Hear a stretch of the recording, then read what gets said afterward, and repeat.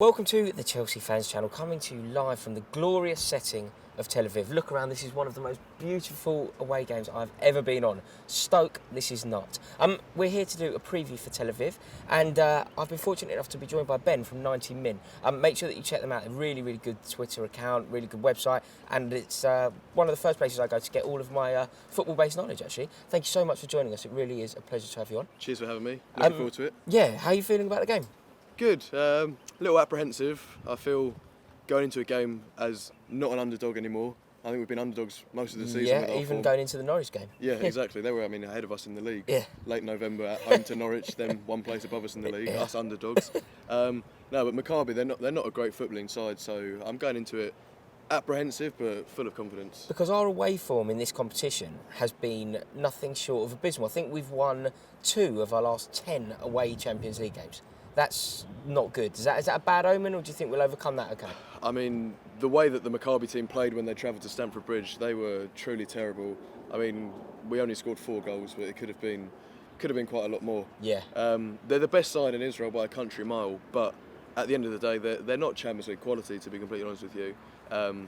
They're a good team, but they're not up to our level. Even when we're performing badly, we still should be able to see them off. It's an interesting one, isn't it? The fact that you say they're not up to Champions League level and yet they're in the competition, because they're sort of stagnated by their own governing rules. Yep. You were saying before that they're only allowed 4 non-Israeli players in the squad. Yeah, which for a country which has less people than London, it's a stupid rule. They've got a couple of good players. Obviously, Chelsea historically have had a number of Israelis playing for them. We had Ben Sahar, who only played a couple of times. This is a great game. Yeah. Ben Ayoun. Ben Ayoun, yeah, who all the Chelsea fans like because he went to Arsenal. Right, this is a fantastic game.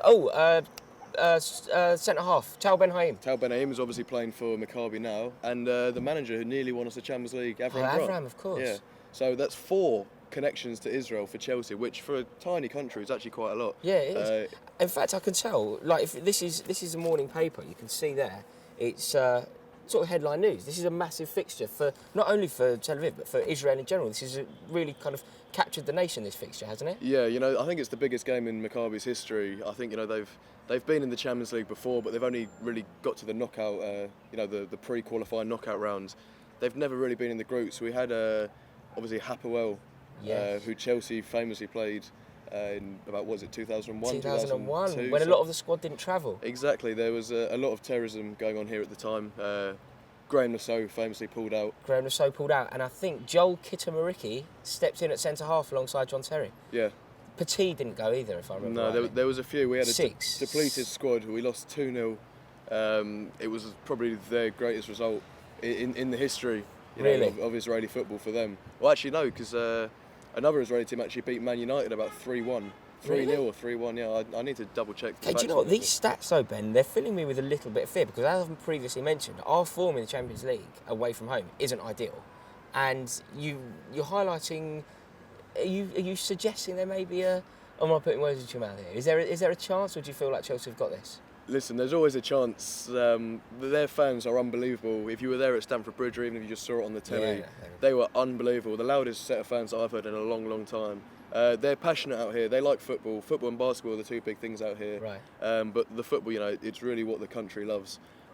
Their fans, they're playing in the Sami Office Stadium, 30,000-seater, brand new stadium, as opposed to their normal 12,000-seater Bloomfield Stadium down in Jaffa. So, that's twice as many of them. Packing in there. It will be loud. So it'll be good atmosphere. They'll be bang up for it, but Chelsea have brought quite a lot of fans over here. About 1,000, I think, come over from London, which is great numbers. Yeah. I think we've sold out our whole away allocation as well, Israeli supporters clubs and whatever. So we'll be up for it. They'll be up for it, and I think it's going to be a great game. And looking at our position in the group, a win will see us in a really good position. We have it all in our own hands, don't we? We win, we then beat Porto, we will go through top of the group. Confident that will happen? I think we need to win tonight to, really boost the morale of the team. The Norwich win, we've had so many turning points this season. That's the turning point. We beat Arsenal, it was the turning point. We beat Walsall, it was the turning point. Yes. We beat Norwich, and, after the international break, it could be the turning point. The turning point, yeah. But, this game, it lacks significance in a way because we've got Tottenham away at the weekend. So I know. It lacks a bit of significance there. I know. We need to get a win because going into that game is such a massive game. Like a game of that magnitude, Tottenham away, is so big. coming, we've beaten Norwich. Let's get a nice win in the Champions League going into the Tottenham game, and we really have turned a corner. Absolutely, score a few goals tonight. The confidence will be high. I fancy Costa to start actually, and he scored against Norwich. Didn't have the best game. He missed 2 or 3 sitters in my opinion.